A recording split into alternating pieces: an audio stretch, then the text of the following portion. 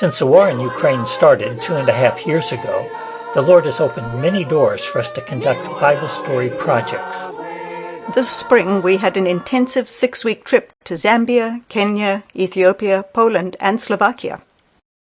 3 years ago, we conducted a story development workshop in Zambia.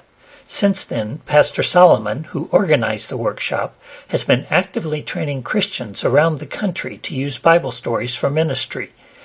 He and his team of coaches have mentored Christians in preparing Bible stories in 5 of the major languages of Zambia and trained hundreds of leaders for Bible story discussion groups. On this trip, we trained participants in Zambia, Kenya, and Slovakia how to use Bible stories for personal evangelism and how to lead Bible story discussion groups.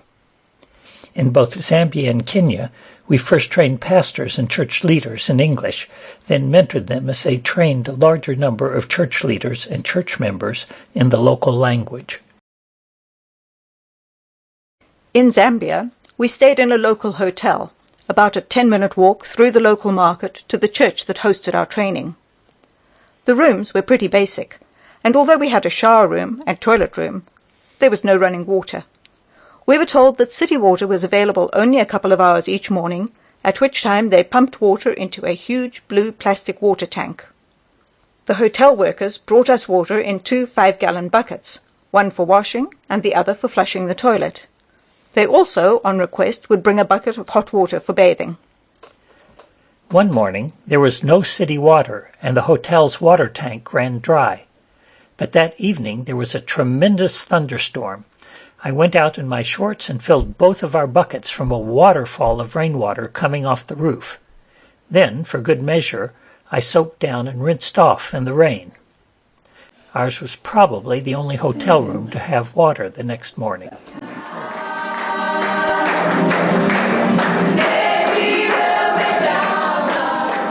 A highlight of our trip was training a team in Slovakia that is ministering to Roma, the Gypsies. Father Martin of the Greek Catholic Church has a team of Christian Roma who are dedicated to reaching their people with the gospel. The participants worked in small groups to prepare Bible stories in both Slovak and Romani languages. They took great care that the stories will be easily understood by Roma, many of whom have no Bible knowledge and little or no formal education. The participants learned quickly and well how to lead story discussion groups, first teaching the story to group members, following 6 steps that repeat the story in various ways, and then leading a discussion and application of the story using 5 simple questions. In Kenya, our host, Pastor Moses, took us to visit the Nairobi Animal Orphanage, where we saw a variety of African animals. Between trainings, we had a couple of free days in Ethiopia, so we decided to visit the Addis Peacock Park Zoo. Google Maps knows where the zoo is, but not how to get there. After a long roundabout walk, we met a friendly local man who led us there. The zoo had big, nature-like enclosures for the animals. One held 5 African painted wolves, or wild dogs, who apparently spend their days lying in the grass. Another enclosure had a similarly laid-back mother lion with a half-grown cub. What else was there to see in the zoo? Well, there were several tortoises grazing on the lawn, and 3 female eland in a fenced-in area in front of the zoo. Nary a peacock to be seen. We couldn't complain too much. The entrance fee was under $2.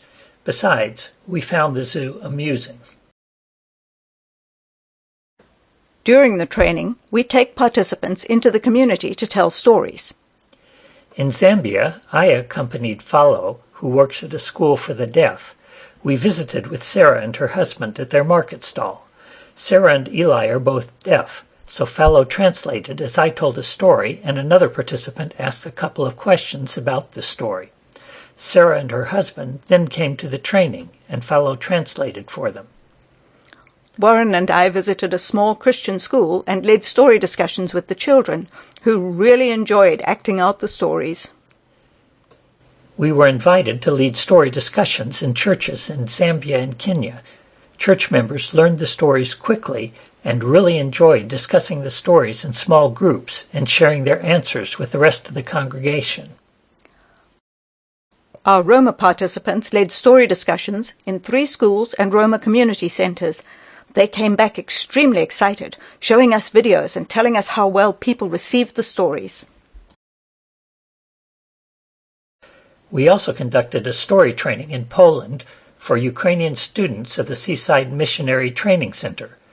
We have taught in the past at the center in Odessa, Ukraine, but because of Russia's continual bombing of Odessa, which has Ukraine's main seaport, the training center moved to Poland. The stories that we used in our training are mostly stories about Jesus, which are very effective for introducing people, especially those of oral cultures, to the Lord. We are very pleased that the participants in Zambia, Kenya, and Slovakia are so excited about using Bible stories in their ministries and have started many Bible story discussion groups. But we also teach participants how to use stories from the book of Acts to equip ministry leaders with biblical principles for key areas of ministry, including evangelism, discipleship, and church leadership. While Elaine and I were in Ethiopia, we met up with a team from our home church in the States. We had the opportunity to accompany team members on a home visit to a widow who is sponsored by one of the team members. As per the Ethiopian custom, we were treated to coffee, strong and black. Our hostess and her daughter went through the whole coffee ritual, from lighting a little stove, roasting the beans until they're good and black, pounding the beans into powder, boiling water and steeping the coffee, then serving the coffee in little cups. Elaine told the story of Jesus healing a paralytic, and everyone, especially our hostess, enjoyed sharing what they learned from the story. We plan to return to Slovakia this fall to help the team there develop a set of stories from Genesis to Revelation. This is an excellent tool for follow-up and discipleship of believers, and also helps them understand the big picture of the Bible.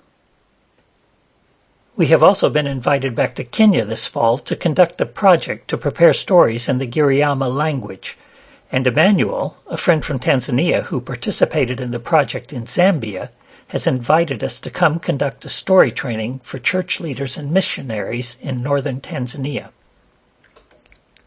We'll have to leave time in our schedule to get a closer look at Mount Kilimanjaro and maybe visit a real game park.